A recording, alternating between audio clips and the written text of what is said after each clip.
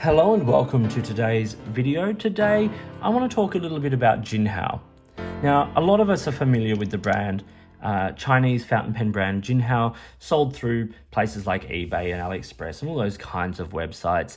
And even some retailers sell JINHAO pens, and we've been using them for years. And if you don't have endless funds to constantly buy Mont Blanc and, Sailor and Platinum and Pilot and all those kinds of brands, if you are using pens because you love using pens and, they're a tool for you, JINHAO is a brand you have probably spent some time with, either to see what it's all about or to actually have as your daily drivers and things like that. And I know over the years, I've used a few JINHAOs as daily drivers, particularly the X450 we see here. In the last little while, over the last year, they've done some really interesting things. They've released a few pens that have, I think, taken big steps in their range and also shown what Chinese fountain pens can actually be and the quality of what they do. Now, quality control with a brand like JINHAO is always going to be an issue, and you might have to buy a couple of pens to get one that really works. You might have to do a little bit of tuning or whatever yourself. But for the most part, at the price point, they do a really reasonable job. And while that might not be everyone's opinion on the brand, it's sort of what I have found in my exploration of the brand over the years. And I've reviewed a number of their pens. So I want to talk particularly about these three pens here in the middle. What we have here is the X159, the X850 and the X350, and you can clearly see these pens are related. This one has a silver trim. There are different trims and finishes available on the acrylic X159, and I've got the X50 and the X350 here in black with the gold colored trim. These, I think, are steps up for the company, in my personal opinion. They've written well, they have good, finishing, nice, simple, classic design. They're related to these pens over here, very clearly, the X450, the X750, and the 159. And I think that these are definitely improvements on these models for many reasons. One of the main things I think is a big improvement is particularly here with the X450 and 750 is the fact that they are slip caps. And over the years, you see there's that inner cap ring just there. Over the years, I don't know how many of those I split. Obviously, when I was buying these pens, and at one point I think I had 20 X450 pen models, I was spending $4.80, $5 Australian per pen. And now the model that is the equivalent of that, the X850, is a screw cap, which gives it a little bit more security and just takes away one of those points where the pen can have a fault. And that goes across these three pens.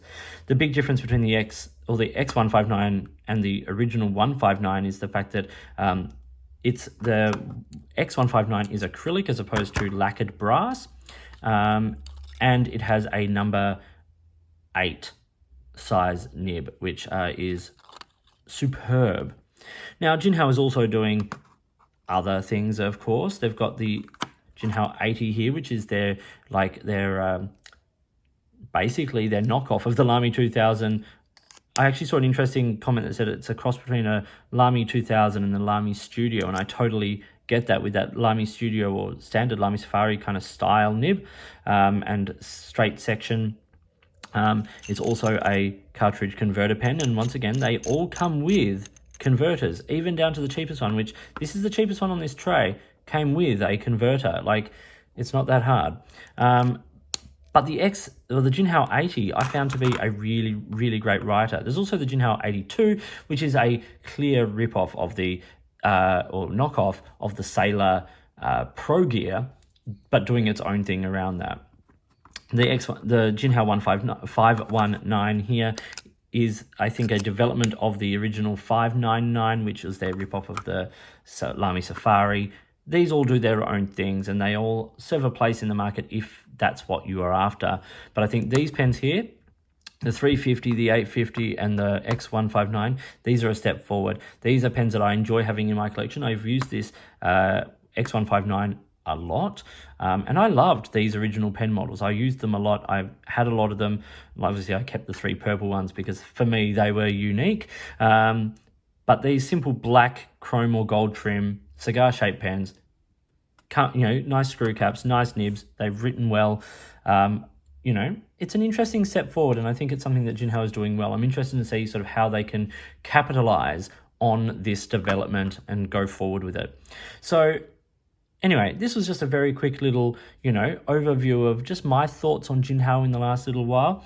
I'm really keen to know your thoughts. Obviously, a brand like Jinhao is going to divide people. There are going to be people who love the 80 because it gives them a chance to have a pen of this form and function without having to spend, up to 480 Australian dollars for a pen when you can buy one of these for 12 Australian dollars. And the same thing goes with these kinds of pens, like the X159 is similarly proportioned to a Mont Blanc, 149, but once again, at like 1/100th the price, or a little less than that, but a really, really good price pen with a number 8 size nib. They're doing wonderful things. So the brand is going to divide people. That's expected. They're a Chinese fountain pen brand who have copied designs from other brands like Lamy or Sailor or any number of brands, and they're sometimes not as obvious about it as like Wingsung or a few other brands that are what was Moonman, ripping off even boutique pen brands like Franklin Christoph. But what Jinhao have done, particularly with these models, is provided pens that write really well, that have decent converters, decent build quality, nice simple features like the screw cap coming up from the slip cap, those kinds of things. These things make a difference, and I'm looking forward to see what they do. So thank you for watching. I hope you found this interesting. Please like and subscribe, all that stuff. Get in touch if there's anything, a way you'd like to support the channel, or if there are things you think I should be looking at. But I would love to know your thoughts on Jinhao. Put them in the comments below. Let's get some conversation happening. Remember, please be kind. Don't say anything that's going to make me have to block you from my channel. I don't stand for things like racism or abuse in any kind of way. So be kind, be happy. Let's make this community a great place to be. Thank you for watching, and until next time, I'll see you later.